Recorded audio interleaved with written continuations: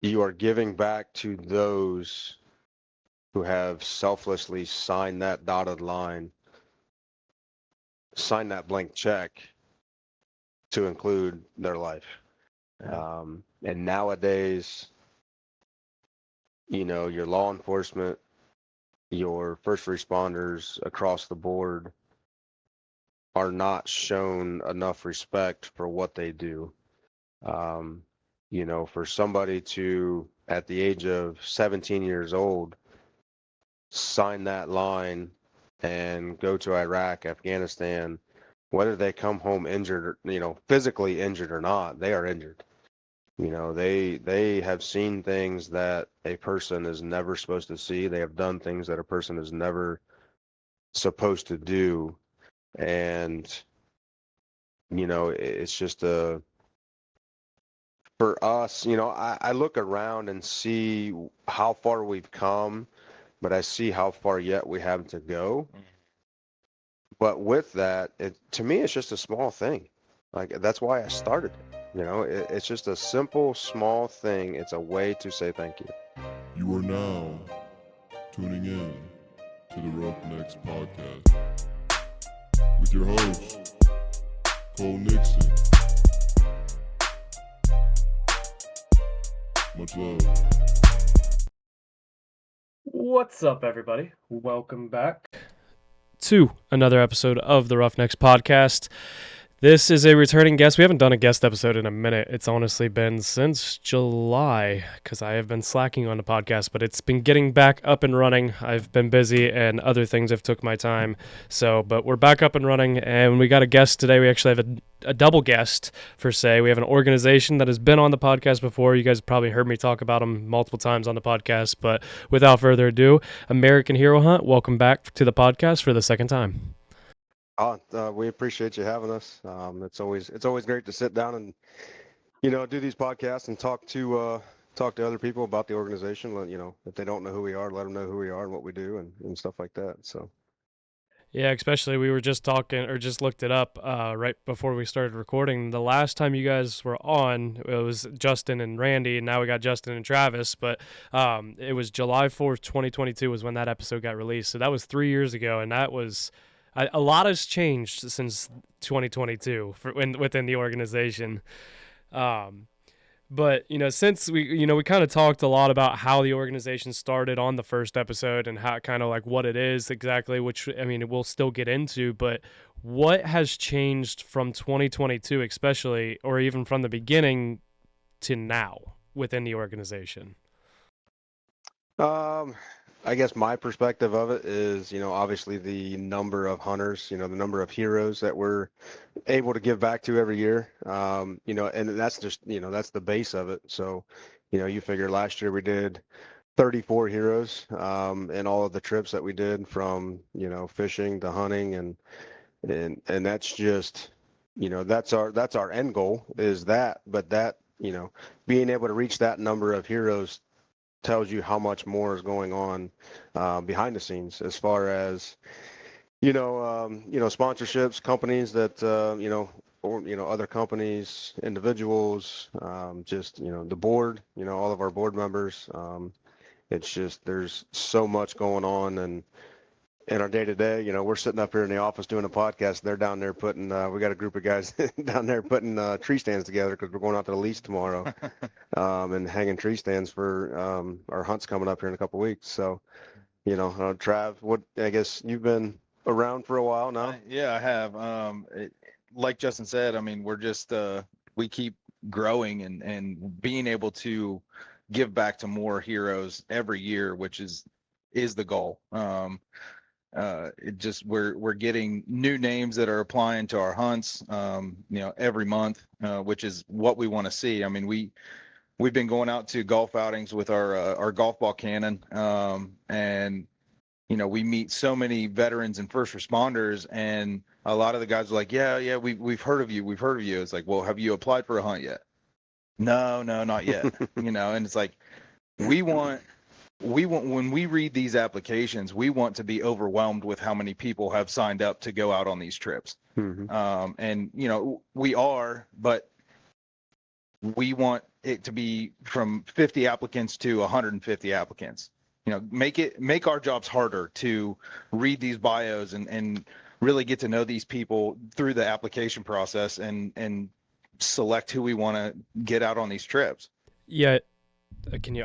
It's so weird. I'm used to. I have my stuff all messed up tonight, but I wanted to talk to you. You mentioned the golf cannon. I remember the first golf outing that I did with that golf cannon because I didn't even know it was there, and I came around the corner and was like, "What the hell is that thing? That thing looks awesome." Yeah, And shout out to Adam Stone from Solo Weld. He's out of Dresden.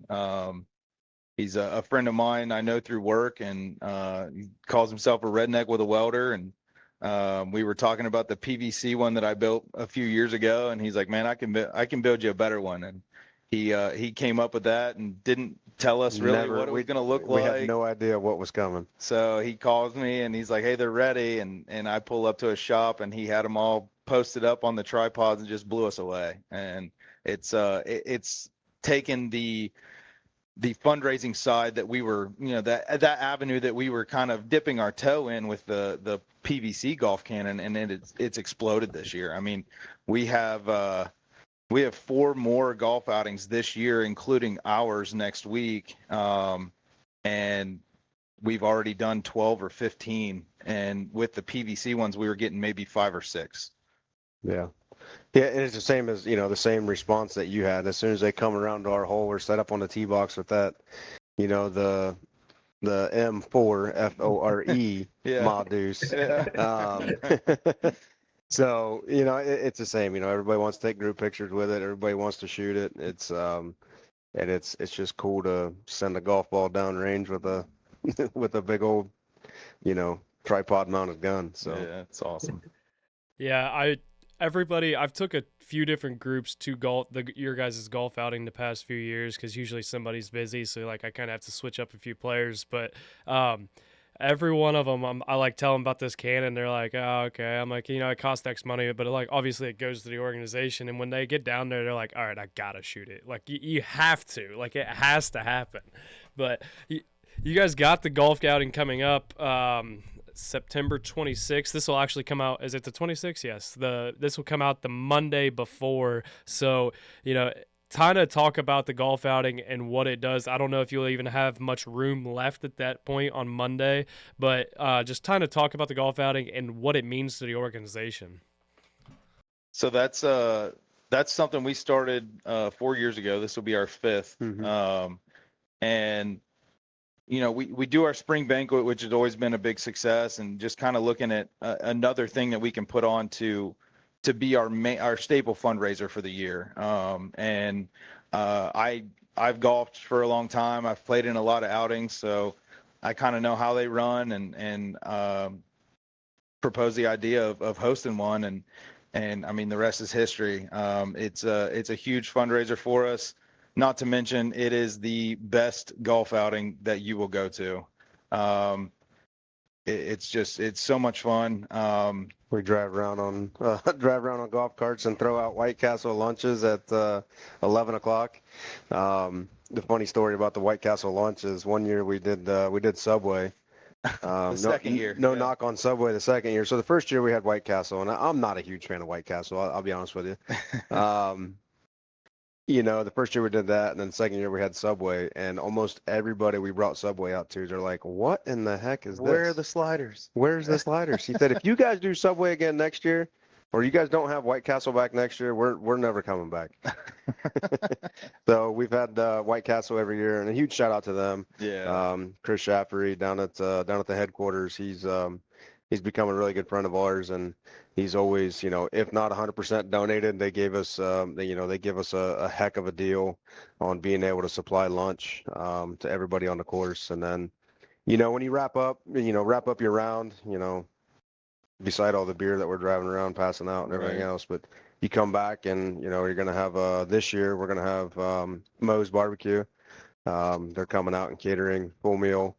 We'll have raffle prizes, obviously prizes for first and second place teams, and some of the games and everything. Coughlin is sponsoring the hole in one truck again. You know, you make a hole in one, you can go home with a new truck that day. So it's, you know, like Travis said, we always called it the best damn golf outing in Licking County. That's because we were always at the Trout Club. And this year we had to move a little bit south. It's not too far. We're going down to Carroll, going down to Pine Hill, and it's a beautiful course.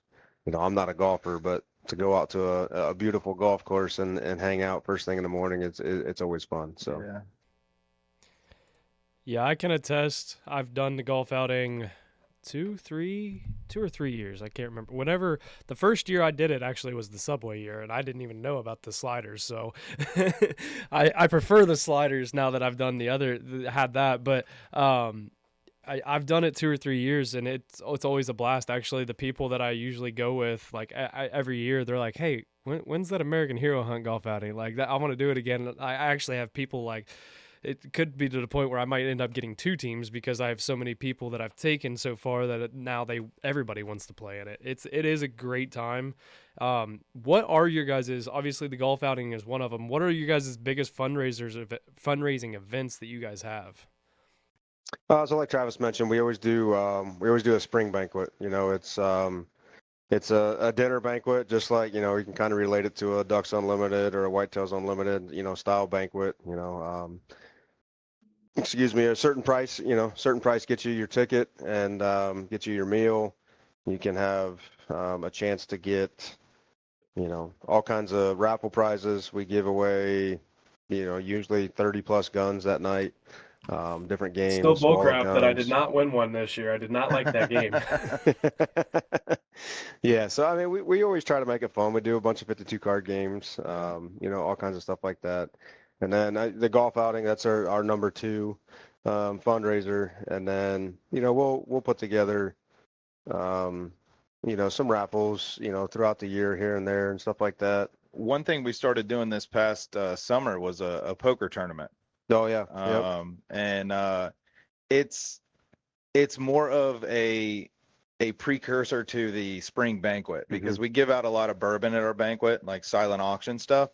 And so how we structured the poker tournament was the buy-in was a $40 bottle, $40 plus bottle of bourbon. and then you brought an additional one to play with. And so the organization kept one of the bottles as your buy-in, and then you could win your bottle back or a couple other bottles while you're playing. It was a big hit. A lot of people asked us if we were going to do a second one this year. We still might, but we're getting into our busy season with deer season coming up. So Yeah. we used to call the summer our off season, and it has turned into no off seasons with the golf cannon and the other things that we're getting into. So it's fun. We're stressed and blessed all at the same time.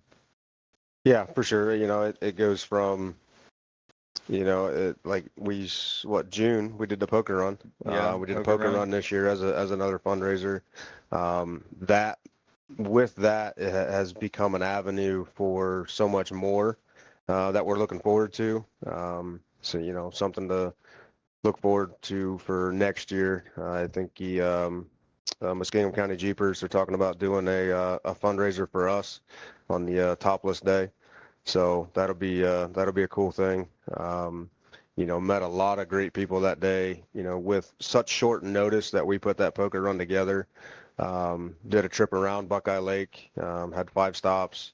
You know, they were all impressed with the way it went, but they said, give us a little bit more notice next year and you'll have over 200 to 300 people here. So we're looking forward to that. And then, like I said, we'll do, you know, we've got a basket of bourbon over there that you can go to our website right now and buy raffle tickets for.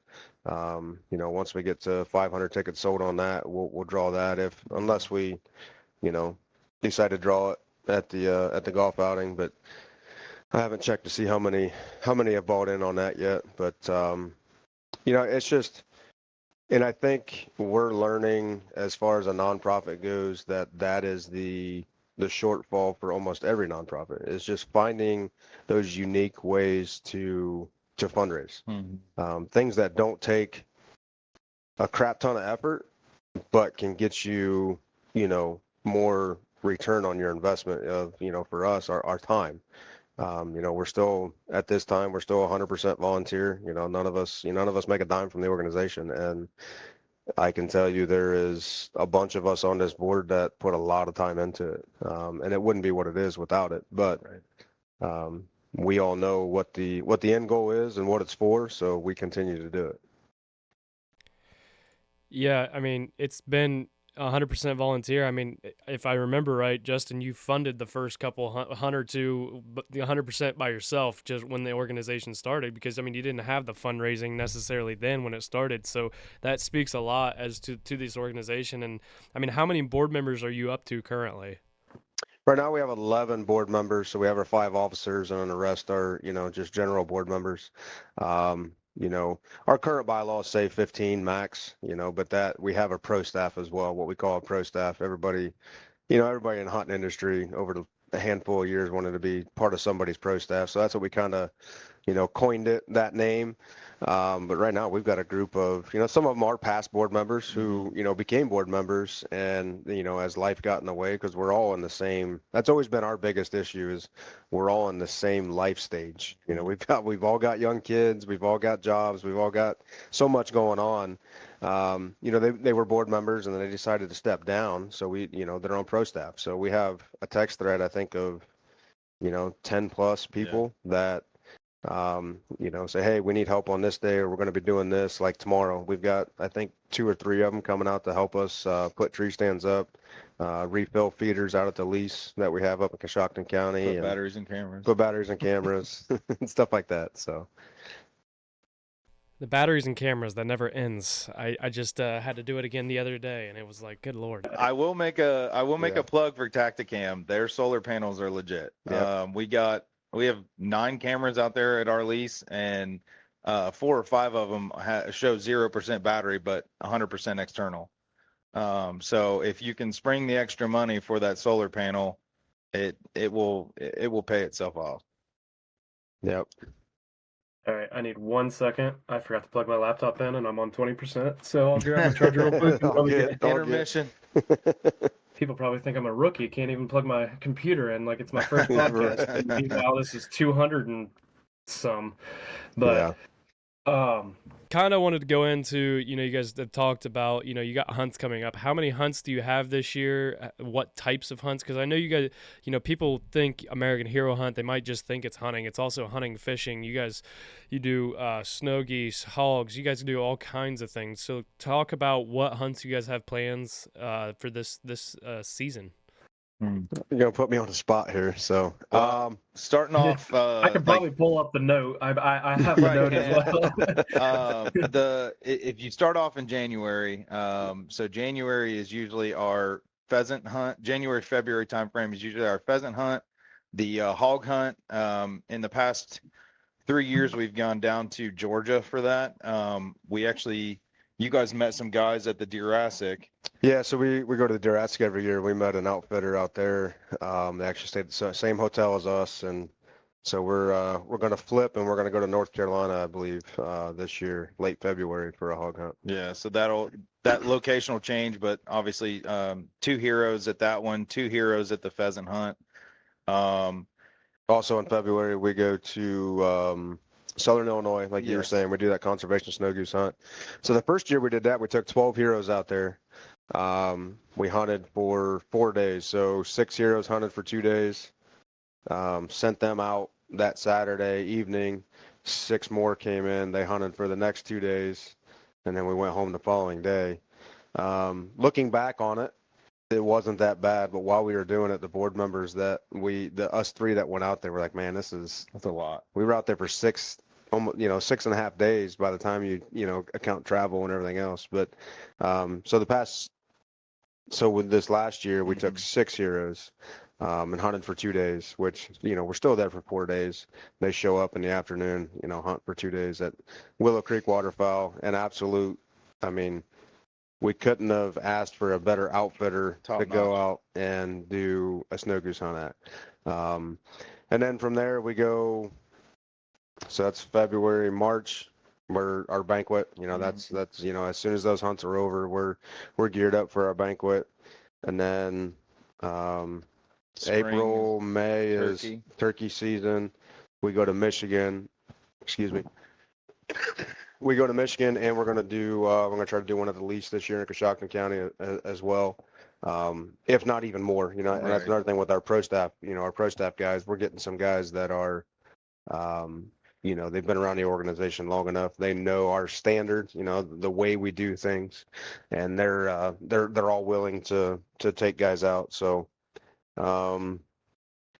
April and May, June, we try to do fishing trip. Usually it's Lake Erie. Well, we went to Lake Ontario this past June for the Yeah. first time. We met a guy at the Great Lakes Fishing Expo. up in Youngstown. Cleveland, Youngstown area. Yep. So that was a lot of fun. Never been on Lake Ontario before. What did we catch? Trout. Trout and king Yeah, salmon. king salmon, trout.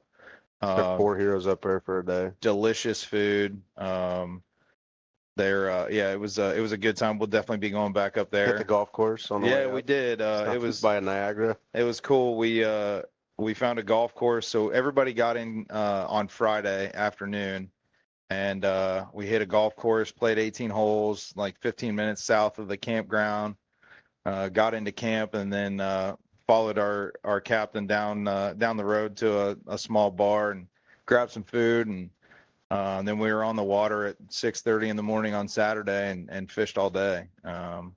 And then, I mean, you're that close to Niagara, you got to stop by and see the falls. So Yeah. on our way home, we made a little detour and kind of rounded the trip out. So it was a lot of fun.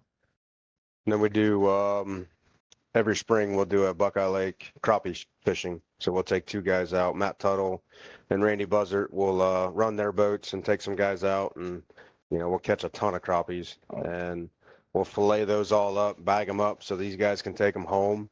And with that, we always do a family and hero fish fry.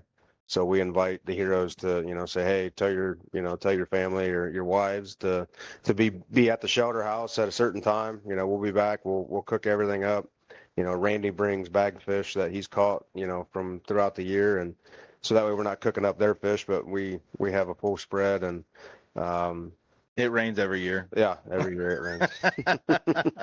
But we make the best of it. Yeah.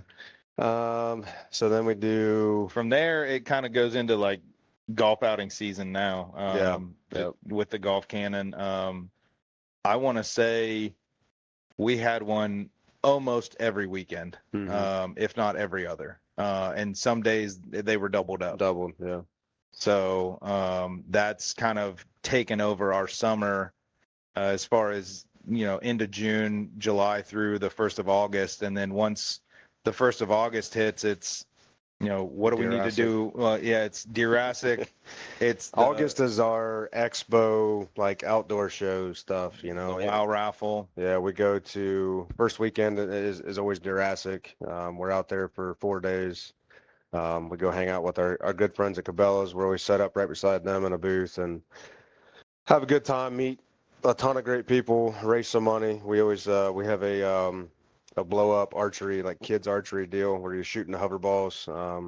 We set that up as a fundraiser. And then I do want to say though, Justin, didn't you put somebody in a dunk tank with that as well? I did. So there was another so they're an air rifle company. They make air rifles, and they had a dunk tank set up, and this guy came down, like we were slam packed with the thing in Jurassic all day. He came and said, hey, you get a minute, come down here. I want to see if one of those bows will knock that down, because he wants to make a golf ball shooter out of one of his air rifles. Mm-hmm. He's just wanting to see how much. And from the men's line, it wouldn't quite knock it down. But as soon as I stepped up 3 feet to the women's line that they were throwing the balls from, I smacked that thing, and it dropped it right in the dunk tank. So that was cool. Yeah, and then it used to be the golf outing in August, so we've kind of, we moved that to September of this year. But we always go to, at the end of the month, we always go to Fort Recovery, Ohio. There's it's called a WOW raffle. It's kind of a mini Jurassic. It's the same concept. They raise a bunch of funds and money for the local youth sports. I've been there every single year that they've had that, and this year was the 7th year. And we met them as a connection. They own property down in Athens County, and they've let us hunt it for, this will be our 6th year going there in November. So, yeah, so from August, that leads us into, now. Prepping the lease and Yeah. getting it ready for the first archery hunt in October. Yeah, so we just do, a couple work days here and there in August. That's what kind of replaced the golf outing this year. We went out there and we brush hog, mowed, did some land clearing, you name it, got all the feeders filled, moved some blinds, getting everything ready for, coming up this, October. October 2nd. October 2nd through the 5th, we'll have 3 heroes in camp. Then we'll have a weekend off, and then the next weekend we'll have 2 heroes in camp. And then November 7th through the 9th, we'll have 1 hero in Athens County, and then we'll have 2 heroes up in Coshocton County on the same weekend. Yeah. And I've mentioned a lot about the lease. We are, like Travis said, we're stressed but blessed. Whitetail Heritage of Ohio is another amazing nonprofit. They let us hunt that lease for 3 years. It was their lease. They let us hunt it on the weekends that we needed it, just to bring heroes out and hunt on. We set up camp out there. So we set up a canvas wall tent, a whole 9 yards. Everything's, I would say off grid, but we bring the generator and have the TV so we can watch football. But, we are very thankful to those guys as they made the connection with the property owner and put the bug in his ear saying, hey, like we're going to move. So they picked up another lease, a larger lease closer to home for them, up by Amish country. And they talked to the owner and said, hey, we'd like to offer this to American Hero Hunt. And they did just that. We purchased the blinds, feeders, a storage container, you name it. We Turnkey. We basically got everything from them, and then we just pay for the lease with the landowner at a super low rate that you will never find in Ohio. No. And we are very thankful for that. And then to turn around, I know we're getting off topic here, but turn around, they did us one of the biggest solids as an organization that we'll ever, so for one, buying everything from them obviously costs some money. And they wanted, they said, man, I don't know if we can front that money. He said, don't worry about it. You can pay us back over 5 years. So it was a, certain sum every 5 years. We're going to, every year in those 5 years, we were going to pay them. And then they came to us and basically they just wiped our slate clean. So we didn't even make one full payment, and they wiped our slate clean as an organization. So that has helped us tremendously. And that it's something that we'll always be grateful for. And, we can't thank them enough, can't repay them for it. But, so we'll have, where were we? November in Athens. December, we'll be back in Coshocton County for shotgun season. Yep. We'll have 2 heroes in camp for the shotgun weekend. January will be right at the first of the year. No, sorry, we're doing another shotgun hunt on the bonus weekend. Yes. In out near Dresden with the Hiddles. Yeah, with the Hiddles, with Dresden Mill. They're letting us, we're going to host 2 heroes on their property at the Hiddle Ranch, and then we will go to beginning of January for muzzleloader season. We'll be back up in Coshocton County with 2 heroes. And that one will be kind of a split hunt. We'll stay at Pappy, as we call him, Eric Melrose, one of our board members, we call him Pappy. We'll stay at his place. Last year we stayed on a lease for muzzleloader. It was frigid. It was frigid. But it wasn't terrible looking back at it. But I think we're going to switch it up and stay at the lease for shotgun, and then stay at his place for muzzleloader, and then hunt to his place and the lease. So that pretty much brings you full circle. We'll have some pop-up stuff here and there. There's always property owners that have, they reach out to us, but saying they have this window open, or taking someone on a fishing trip, or I know one of our pro staff members put together a goose hunt. One of the guys, I put it out on the Facebook page, said, hey, he's got an open seat in the blind tomorrow. reach out to them, get it coordinated. They went down there and hunted. He went down there and hunted with them that morning. Nice. Typical waterfowl fashion. They landed in a different field instead of the field they were in. Ohio waterfowl has been a challenge. That's for been us. our challenge. Yes. We got everything else dialed in, but waterfowl is something that we've been more missed than hit. Yeah. So yeah, I mean, that brings you pretty much full circle. Like I said, last year and everything that we did, it was 34 heroes. This year we'll be pushing 40 with what we have planned currently. So I want to also touch on, you got 40 heroes. What does that cost for them? Because I think that's the big thing that a lot of people may not truly understand is, what is these trips, most of the time when you go on a hunting trip, we know of like, I think of like an elk hunt. Now that's an extreme and that you spend thousands of dollars on that. But what does this cost for the heroes to come and do one of your hunts if they get picked to come do one of these hunts? So the only thing it will cost them is to get where we're hunting. And from that point, we cover everything. And when I say everything, I mean everything. We have bows, we have guns, we have ammo. Cabela's, Cabela's, outfit, head to toe. Yeah, we go to Cabela's and go on a shopping spree for all of our heroes. We outfit them from head to toe, from boots to hats to whatever season we're in. Yep. Fishing trips, as you can see, he has one of the fishing shirts on. We cover license, tags, out-of-state license, out-of-state tags. If you are out of state, you can't transport across state lines with bone marrow, so we will butcher them in camp, vacuum seal, have it, bring a cooler with you. We'll throw it in a cooler. You can take it home. Or as an organization, if you are local, we will pay for one processing at the local processor. And I think, not that it's a competition. There are a lot of organizations out there that do what we do, and we're all in it for the same cause. We're all in it for the same mission, and that's giving back to those who sign that line to serve their country or those who serve their communities.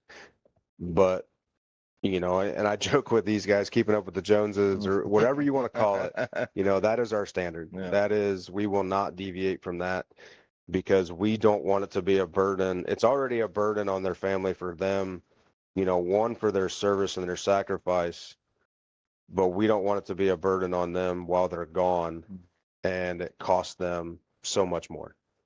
You know what I mean? That's, we don't want that to be any part of the factor. And it's just, it's amazing to be able to outfit them with everything. And then they're blown away with it. They have no idea. They did not expect it. Right. That's one of my highlights of a weekend when we take guys hunting is for them to just like, man, this is all mine to keep. Yeah, please take it home. Continue to do, because some of these guys, one, have never done it. Say we're whitetail hunting. We've had guys that have never whitetail hunted. They never bow hunted. They've, went out with dad or grandpa when they were a kid and then, went shotgun hunting, never shot anything. Or they used to hunt, joined the military, got busy with life, jobs, whatever, and then just quit doing it. Got rid of all their stuff. We want them to have this stuff, take it home, continue to do it, get your kids in the outdoors, teach somebody else, something like that. So that's the important part for us. Yeah, it's awesome. Like I know what the videos are like, obviously a little bit, but it's awesome to see the reaction, especially because like they do not have any idea. You have the whole table set up and it's full of just everything they need. And especially for that time of year, it may, like that muzzleloader hunt that you talked about where it was cold, like they were outfitted head to toe, like they had the clothes, they had what they needed, heavy bibs, heavy coat, everything they need. Yeah. I mean, huge shout out to Cabela's for being a supporter of your organization and being able to help you guys out with that, because that's the necessity right there. Like that's the big thing, is having something like that. It saved us over $10,000 last year. Wow. I ran the numbers. Incredible. It saved us over 10 grand last year for the deals that they give us on hero gear is what we call it. So it was cool to pull those numbers up in January when we started crunching some numbers and to see that, it was pretty sweet. Yeah.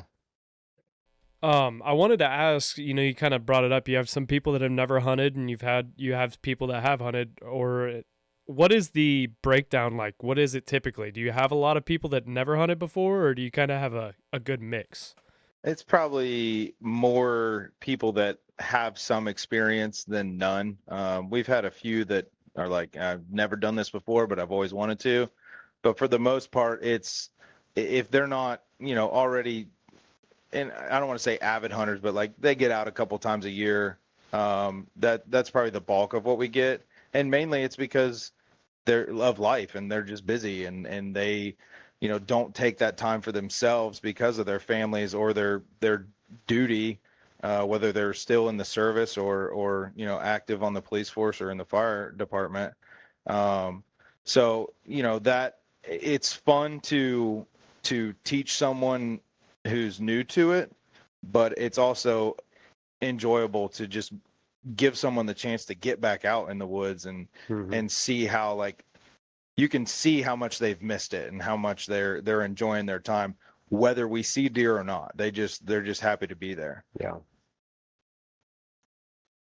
All right. Well, I just got a notification. I don't know why I pay for the paid version of this because it's going to end the meeting here shortly. So I'm going to end this and then I'll send you another link and we'll hop on that one. It drives me nuts. I don't know why I pay $20 a month to not be able to record more than 40 minutes. Right. Right. All right. So I'll send the link. I'll send it the same way I sent the other one. Cool. Okay. Sounds. Right. Well, I know even Google Meet, they will, if you're not a nonprofit, they'll shut you down on on your meetings. Oh, really? If you don't pay for it, you get free 30, and then after that, they shut it down. Got to make their money, I guess. But Yeah. I guess. So I kind of wanted to also touch on some other stuff with the hunts themselves. You guys have both of you have been on a lot of, trips. And what is a moment from, the years past that sticks out to you that kind of almost reminds you of why you do this? I bet we could both say the same thing. Yeah. So I'll start with mine. Mine's a collaboration of a lot of them. And I think I said this on your last podcast. I've said it on many. It always makes me emotional when I talk about it, but for us to have the hustle and bustle of planning the weekend, getting everything ready, whether that's meal prepping or, the anticipation of the heroes showing up in camp. Everybody shows up timid. We don't know you from Adam. Everybody, we kind of exchange who we are. We talk, do the gear giveaway. Everybody starts opening up a little bit. We go hunt that first evening, and there's a night and day difference between the first evening and the second evening of someone sitting in a blind. But when they come back to camp, whether we shot something that day or not, it doesn't matter. But when they come back to camp and we're sitting around a campfire that second or third day and they have completely let their guard off and they are getting the things off of their chest and out of their mind that they need to.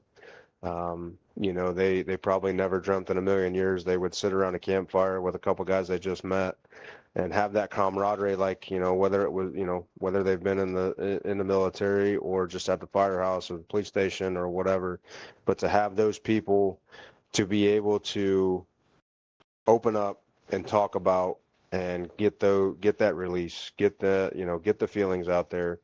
We don't consider ourselves a therapy group by any means, but if you are a hunter, you're an outdoorsman, a hiker, a bird watcher, I don't care what it is, being in the outdoors is therapy. So for me, that is when I'm able to step back after cooking dinner and, watching Trav and all these guys sit around a fire and they're just spilling the beans. That's what does it for me. That's what motivates me to keep going and keep it better, keep setting the bar higher for everything we do, because it works. You're seeing the fruit of your labor right then and there. And then on Sunday morning, they don't want to leave. Right. They don't want to go back to the Monday through Friday grind. They don't want to go back to everything. Yes, they want to go back to their families, but they don't want to worry about the bills, worry about this, worry about that. And I bet you're going to say Matt Carroll. Yeah. Yeah. So Matt is he's a board member now, and I think it has a lot to do with his experience on that whitetail hunt last fall. We it's cool. It was amazing, and I'm grateful that I was the one in the blind with him, behind the camera and get to experience that whole weekend. But this is a Columbus police officer that was shot in the line of duty, and Twice. and Well, he was in 2 officer-involved shootings. yes, and Yep. just all the things that he's dealing with internally on a day-to-day basis, and to see him come into camp and just be able to relax and enjoy everything. I mean, we sat in the blind that Saturday and kept the windows closed because the wind was bad, but we knew that was the blind we had to be in, and it was 90 degrees in there. We're melting, just laughing, cutting up as sweat's dripping off our face, and Almost in their underwear together. oh yeah, I mean, we're like we took off maybe too much clothes in that blind. And and then we're it's maybe watching the Buckeyes yeah, game. watching the Buckeyes game. They beat I think it was Iowa, Mm-hmm. the 3:30 game. So set the phone down, and 30 minutes later, deer start coming out into the field. The buck comes out, and Matt had just gotten into hunting, like maybe a year or two before that. Self-taught, was just like, I'm trying to learn everything. And I thought the blind was going to fall off the stilts because he was shaking so bad. Mm-hmm. And he puts a heck of a shot on this deer. We ranged it. The buck moved. He hit him a little far back, but it was quartered away enough that it hit the vitals. And we didn't know it at the time. So we get down, go back to the camp. We're reviewing the footage, and that's why it's awesome to have all of these guys, in camp that have experience hunting, because, I'm watching the footage through the camera. We get back to the camp, we put it on the laptop, and instantly Brandon, one of our other board members, is like, look, he's limping, his off front leg was tucked. So then we rewind it again. It's like, oh, you can see blood. And it just, the good news just kept compounding, and you could just see Matt getting more and more excited because he kept was grabbing a beer and another beer, and another beer and another beer. Yeah, he was. We needless to say, we didn't go look for the deer that night because he was pretty tore up. But we called the drone. We did call the drone in. Unfortunately, the canopy was too thick that early, so we really didn't gain any information from that. He landed it in the woods. Yeah, unintentionally. Lost signal. So we went tracking for a drone instead of a deer that night. At midnight. But we get up the next morning, go out, kind of replay everything, and find a little bit of blood and start tracking it. And I don't know that I've ever seen a reaction to a deer recovery that genuine and pure. Yeah. And I mean, he had 6 grown-ass men in the woods in tears. Yeah. And it just, yeah, that was it. Yep.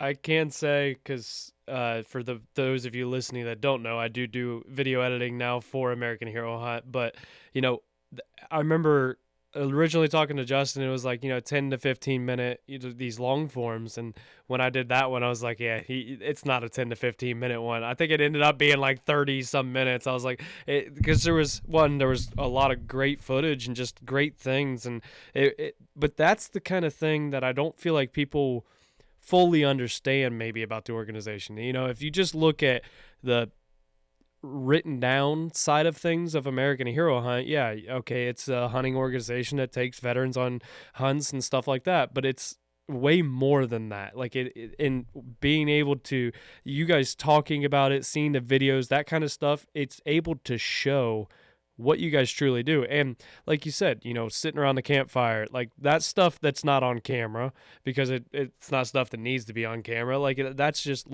having that. And I wanted to ask, what do you guys think about the outdoors And Justin brought it up with the bird watcher, whatever it is. It's peaceful. It's therapy in a way.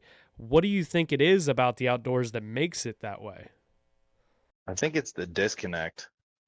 Yeah, I mean, nowadays there's less disconnect because everybody takes their phone with them. They sit there and play on their, most deer hunters anyhow. Not everybody.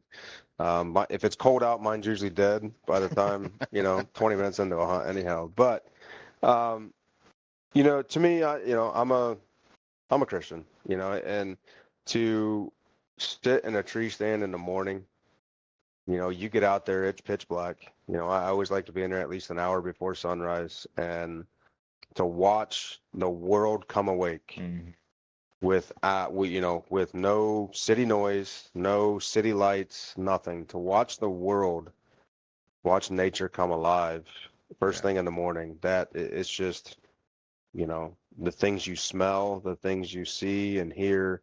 It's like you said, it's a disconnect. It's, you're not thinking about what do I have to do, what do I have to do today? My day is planned around hunting. My day is planned around sitting in the woods and hopefully a deer comes in or, whatever I'm hunting. I mean, for me, that's what it is. It's just, Yeah, there's something special about sitting in the woods. I mean, whether you're in a blind or a tree stand, my favorite time to be in a tree stand is if it's snowing, because it doesn't get any quieter than that. And I mean, it's almost like you're in one of those soundproof rooms where like you can hear your heart beating, and it just you can't replicate it unless you're out there. Yeah, it might be cold, right. but eventually you get numb and it doesn't hurt anymore. Yeah. And the first time any deer walks out, you're going to be warm again. Yeah. Yep. You don't think about it anymore. Right.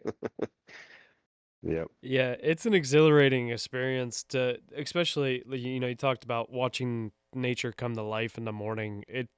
Do I hate the chipmunks and squirrels that are jumping around in the leaves? Absolutely. But I love that morning, especially in the mornings or even in the evenings, just kind of watch it. It's almost watching everything go to sleep. You might have a groundhog that walks through. You might have a hawk that flies through. It's like some crazy things that come about, and it's just even those times when the deer come in and you're like, I'm not these are yearlings or they're small does, whatever, you're not shooting the deer, just sitting there watching it. My heart's still pumping. And you get to watch them just do their thing. Yeah. Yeah. Like they don't know you're there, but you get a front row seat to what's going on and what happens in the woods that you wouldn't know if you weren't there. Yeah. What so I want to talk too a little bit, kind of going back, the logistics side of things. You guys have gear, travel, permits, food, all kinds of stuff. Kind of talk about how the stuff that people don't see, how is that handling that? Like, you guys are probably preparing this for weeks, months, maybe even a year in advance. Kind of talk about what all you guys have to prepare for. You're going to say the same thing I am. We're really good at like 2 weeks ahead. We do our best. We do our best work the day before the event. Yeah. No, I'll start doing it this week, and even with the golf outing, we get off this. I got some emails I got to send to get, get banners and signs and stuff printed and stuff like that. But, I'll start putting meal plans together. I kind of I got a book that has, I always put an itinerary together to send out to everybody, and, so I'll kind of repeat some of the same meals and stuff, but it's. It's a process, and most of it's all up here in my head. I just, last minute, like, shoot, I forgot to do this or I forgot to do that. And, we get it taken care of. But, normally, so we'll pick a hunter at least a month in advance. We'll pick a hero at one of our board meetings. And, the next week I'll send out a text message basically giving them a rundown of what to expect, what they need to bring versus what's already going to be there. We'll ask them about their favorite adult beverage. I tell them, if there's anything specific that they have to have, food or snacks wise, bring it. But outside of that, we have everything covered. And, and then if they need their license, if they don't already have their Ohio license and everything else, they send me their credentials. I get online, we purchase everything as an organization on their behalf. And then, next week for our, for the following week hunt in the beginning of October, I'll confirm everybody's sizes. We'll take a day trip up to Cabela's, get everything, everything they need. We'll have it here and ready. And then it moves into, prepping those meals, whatever it's going to be. I'll do a click list order online. I'll order everything, go pick it up, bring it home. Meals that need to be prepped, I'll get them prepped. And, sometimes, other families, other wives, board members' wives and stuff, they'll, throw together some stuff to bring along, desserts and cookies. And, we're big on easy stuff. Usually the first night we always go to Field to Fork, and we'll take some steaks or burgers or whatever, grill out for the first night, have a really good meal for the first night to kind of break that ice. And from then it's all, I mean, when we're up there at the lease, it's all camping out. So whatever we can make on the wood stove or whatever we can make on the Camp Chef grill, and that's how it goes. We pre-make a bunch of breakfast casseroles or burritos or stuff that we can reheat and cook while we're there. And it's and that's another thing we'll say about one of our hunts is if you leave one of our trips hungry, that is your own fault. Because we always have way too much food. I mean, I plan 3 meals a day plus all the desserts and cookies and snacks and everything in between. So yeah, plenty of Little Debbie's for the blind. That's true. There's plenty. You guys are you need the Little Debbie sponsor. You got to have it. That's funny. I had you throw that logo in the banquet video. Yep. Yep. Well, what was it? The Michigan hunt. You guys had some real good footage of the Little Debbie's. The Christmas trees. Yeah. Christmas trees. Gotta have the Christmas trees in the blind. Yep. That's a good luck charm. Is there anything that has gone kind of hilariously wrong, but that you can laugh about now that like at the time you were just like, oh crap, this is terrible, but now you can kind of laugh about it? So I'll put myself on the burner here. My anxiety goes through the roof. Like, because I have an expectation of the way things need to be or the way things I've always done them in the past. Up to this point, I've been a part of every single trip except for maybe 2. Mm-hmm. That was 3. So 2 years of Georgia and then the fishing trip, the Ontario fishing trip. Otherwise, I've been at every single event. Now, He must trust me a lot because I went to those 3. So my goal, now going forward, my goal is to not be at every trip. Yeah. We've got people in place that know how we do things and everything else. But I'll say my anxiety, my, control freak, whatever you want to call it. Like, I know we have an expectation and it needs to be done that way. So I might get a little testy or a little on edge now and then, but I can think of a few banners that might have hit the trash can. You're right. Yeah. So yeah, I mean, he's talking about the banquet. We got 2 of the exact same banner. This ain't right. I think we screwed up the order or something. And it was 10 minutes before the doors open, and I'm like, this ain't gonna work. But I mean, I can't say. I mean, not to, boast or anything, but I mean, I can't say anything's gone wrong.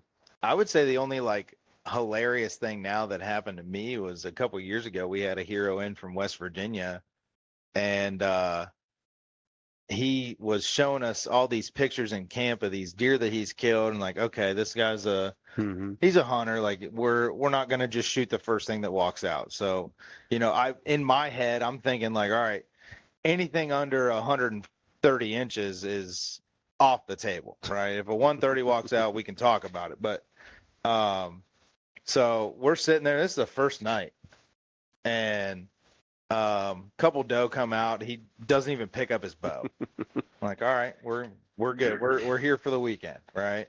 And off to my right, I see this little basket 6. and pokes his head out of the wood line, and I tap him on the knee. I'm like, hey, there's a small 6-pointer over here. He's like, okay.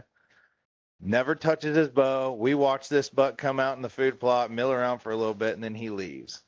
And he looks at me and goes, that's the biggest 6-pointer I've ever seen in my life. And my heart sank. I'm like, you're kidding me, dude. Like, you were showing us Kansas whitetail that were like pushing 160 that you've killed. I didn't even think you were going to think twice about this thing. Right. So that's kind of been just a joke leading into each whitetail hunt now. It's like, hey, everything's on the table for these guys. I mean, Yeah. I'm going to all I'm going to say is there's a buck right here. You grab your bow and get ready. If it and tickles then, your fancy, let it rip. yeah. So What is one dream trip that you guys would like to make? Like, obviously, like if you look in the future, what kind of trips would you love to, scale to? I want to go west. We're in Illinois, but that's not west as far as hunting goes. As an organization, I have, so I personally have been, it's hanging up in the corner. You can't see it, but I've been out in Wyoming for antelope. I went out there in 2019 with a couple guys that I knew, and it's just, I had never been that far west, that part of the state or that part of the country, and it's beautiful. They call it Big Sky Country for a reason.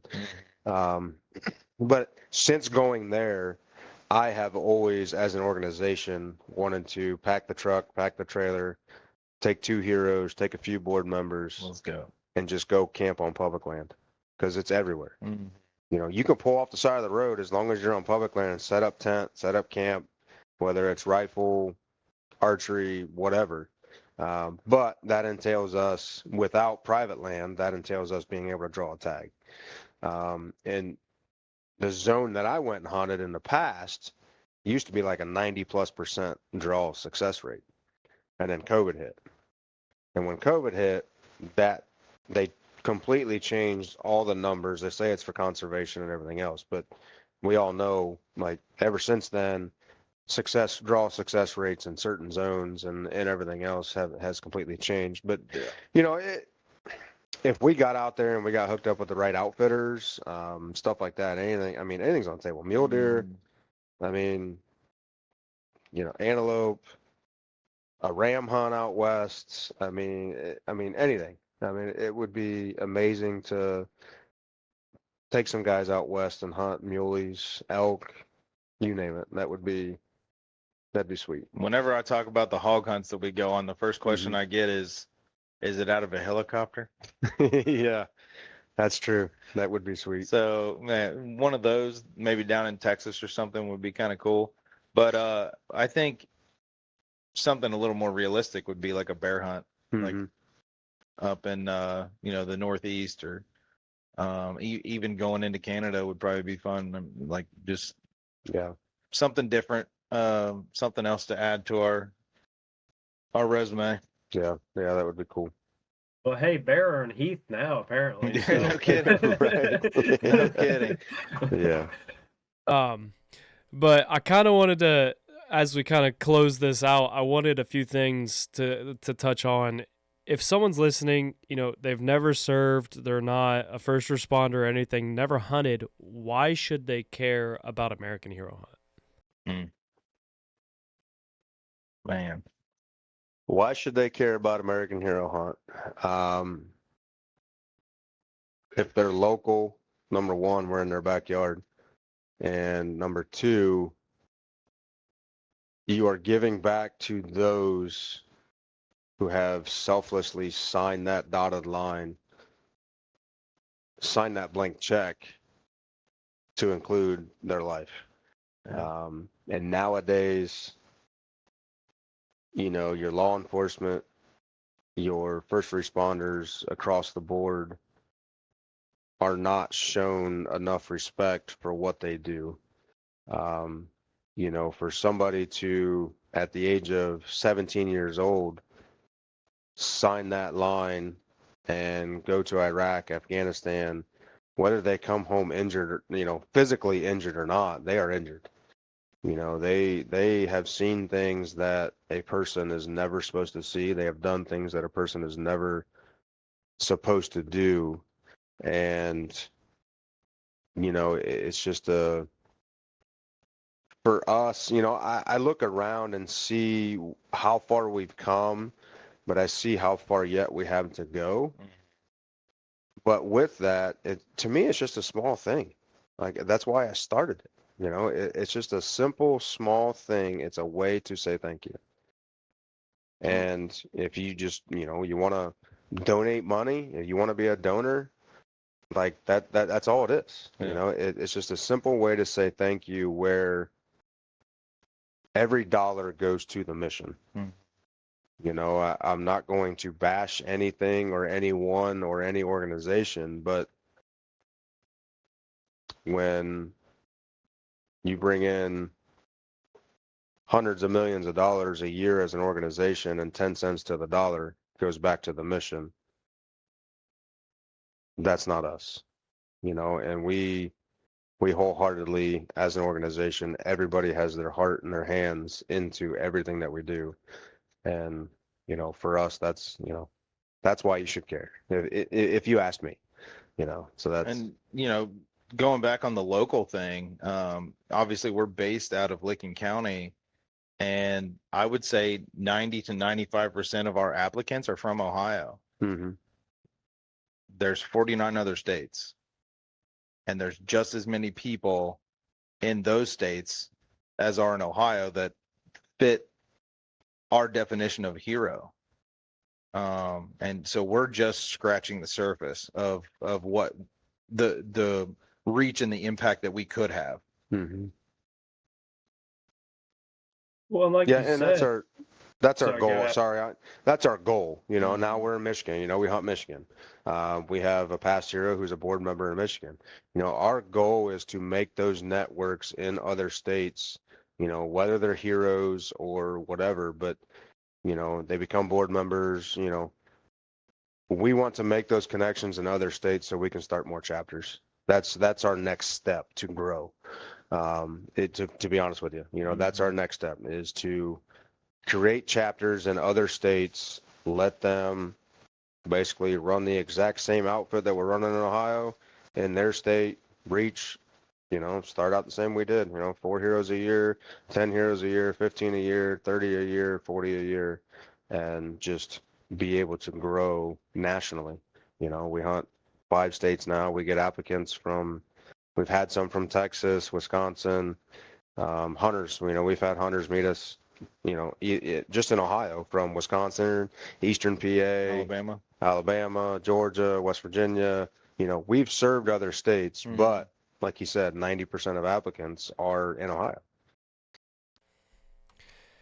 And, you know, kind of going off some of the things you said, you know, you brought up there's 49 other states.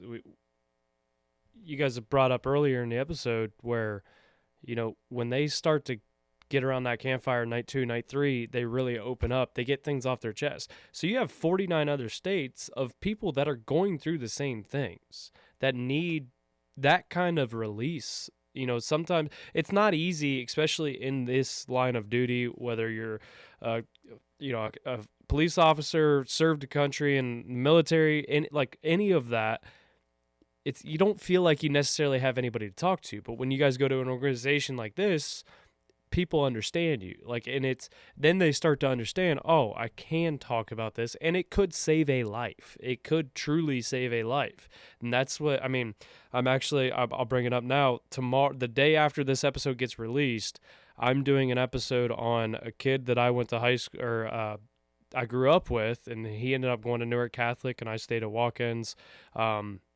He was in the military and he had committed suicide. So what I'm actually going to do is I'm going to bring it up on that episode is any donation made to American Hero Hunt, I'm going to 100% match, because it's the whole thing is he was in the military, and that's what I wanted to find a way to give back towards him and give back to you guys. So any donation within, I don't know what the time frame is. I'm going to give it a little bit of a time frame, but any donation made within that, I'm going to 100% match. So if we raise if there's $1,000 donated, you're going to get $1,000 from me as well. So like that's how it's going to go. And it's because I don't want to see that. I don't want to have another phone call with my best friend when he tells me that my childhood best friend, hey, I remember him telling me, hey, did you have a good day today? And I was like, I mean, it was all right. He's like, I just really don't want to ruin your day with this news. And he told me about it. I don't want to have that phone call again with somebody else that I know. And that's why I really love your organization, love what you guys do. That's the behind the scenes stuff that nobody ever sees and nobody will truly ever understand unless you experience it. It's all about getting these guys around like-minded individuals Mm-hmm. so that they feel comfortable to talk about the things that they haven't wanted to talk about. We may not have the answers. We may not have the answers, No. but and I'll bring this out real quick. I was at Jurassic. We met these guys from this other outfitter that we're gonna go hog hunt at now. At the end of the second night, so we have a parking lot party. We play cornhole. After Jurassic's over, we go back to the hotel, hang out, play cornhole. This guy served in the military. He was in the Army. By the end of that night, him and I were shedding tears together as two grown men on the hood of a Ford pickup truck. Just because we got to talking and communicating about the organization and his story and everything else, and he started laying things out there. And him and I are, we were two complete strangers, but now we will always be friends, always be connected because of that. And it goes the same with every hero that I've taken on a trip with American Hero Hunt. We follow each other in one way or another. Social media, text messages, we check up on each other now and then. So it's, like I said, it's all about getting that release and getting them to open up if they need to. Yeah, that American Hero Hunt, you guys are a great organization. You guys do a lot of great for a lot of people. How can people support you guys? How can people, we got the golf outing coming up on September 26th. I don't know if you have any room left or not, but September 26th, and then plus the hunts, there's still obviously a lot of donations that can probably still happen for those if people are willing. So how can people find you, follow you, and support you? So we have a handful of teams still available for the golf outing. It's kind of always been the lay of the land for our golf outing. Everybody waits their last week to sign up, but we are getting close to being full. So if you want a team, please sign up. Outside of that, AmericanHeroHunt.org. There are multiple avenues to donate. Facebook fundraisers. Our Facebook birthday fundraisers have been huge. Easy, and it's actually blown us away how successful they've been. I get some from all over the country. I've never met these people, but somehow or another they selected our organization to be a birthday fundraiser. And if there's anybody local who is serious about wanting to get involved and wanting to give back and help the organization via pro staff or eventually later on down the road becoming a board member, please reach out. You can contact us through Facebook, my email, my phone number, everything's on the website. It's just we need more like-minded individuals who have a burden on their heart for giving back to our heroes. It'd be awesome to continue to grow internally while we grow externally, so to speak. So. No, I really appreciate you guys coming on. It's always a great time. We'll definitely, maybe we got to wait another 3 years and see how much it's grown again. Because it's definitely a difference from the first time till now. And it just continues. Like, I've seen the support being around the organization a little bit more and just seeing the support and seeing everybody that comes around, and I've made connections through it, and that's what the crazy thing is. You're building connections outside of connection. Like, it's constantly happening. So like it's a really good time. I really appreciate what you guys do, and just keep doing what you're doing. People are noticing, and it's continuing to grow. So I just want to say thank you for what you guys do.